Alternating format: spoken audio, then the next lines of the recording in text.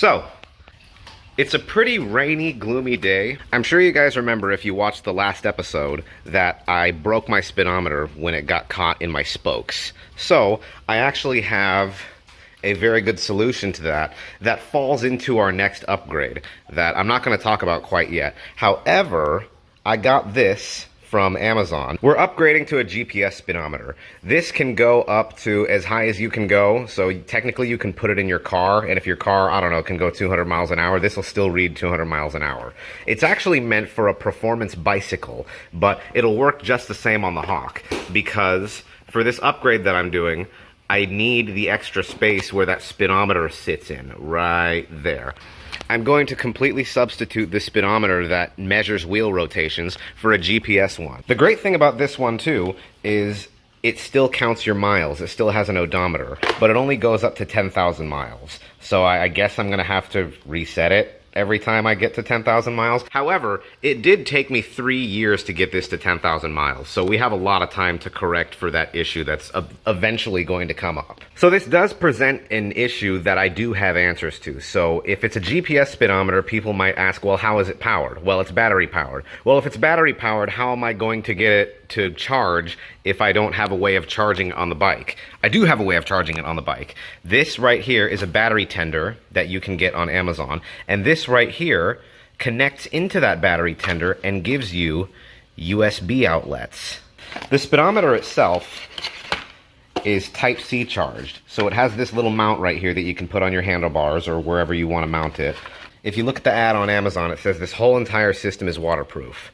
There's an app for it and everything. I'm sure you can track more miles past 10K with the app, but apparently the odometer only goes to 10,000. So I guess what I'm going to have to do is I'm going to have to track my original miles with my broken speedometer that I really have no intentions on fixing. I'm keeping the gauge cluster on though, because it still tells me when I'm in neutral, it still has my turn signals, and it still gives me a fuel level. This GPS speedometer is a perfect solution to my speedometer cable delete. I no longer want that cable running up the fork right there, especially for this new modification I'm going to do. So this perfectly solves the problem. The whole entire system's waterproof, and this gives you USBs to attach this. So every time I turn the motorcycle on, it will begin charging it, which is just awesome. So since these GPS speedometers are designed for cyclists, mounting it can get a little tricky. So what I'm actually going to do is I'm going to take this handlebar clamp from my previous cup holder design, and I'm going to take the mount that the GPS speedometer came with, and I'm going to mount it on there like that. How you mount it isn't exactly the important part. The important part is that you enjoy how it's mounted and that it's mounted correctly to the handlebar,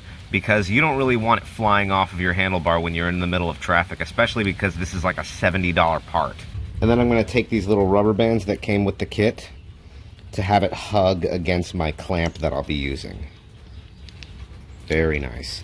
See, and then just like that, I can use this little tightening mechanism right here to screw it onto my handlebar. And then take your GPS speedometer and it just clips in, just like that.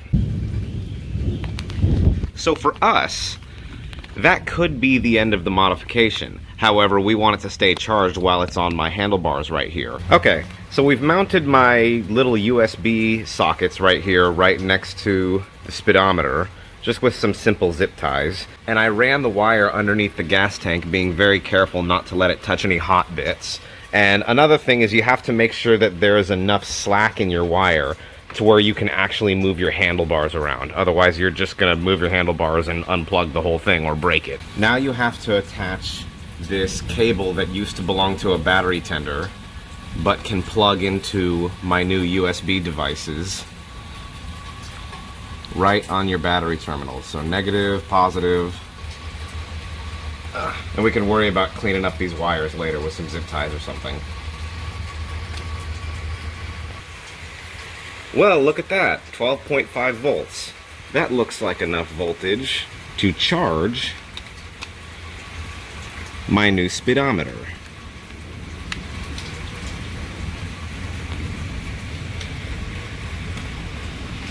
And as you can see, shows that it's charging.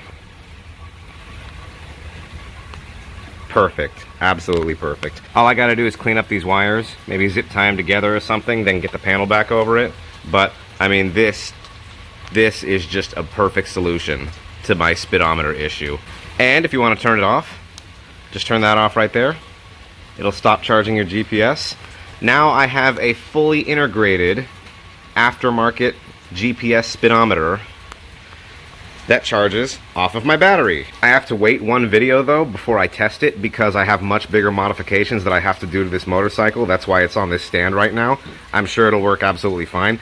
I turned this speedometer on actually when I was in the car, so I know for sure that it works perfectly fine, but we still want to test it out on the bike, see if it does well. This whole entire setup is completely waterproof, and let's see if it'll stand the test of time. But I love that there's little solutions like this. And not only that, if I needed to, I could still charge my phone and everything if I needed to. So here's how it looks with all the wires cleaned up. I just kind of bundled them on and then zip tied them to the rest of the wiring harness, being very careful not to have them touch any of the hot bits like the motor.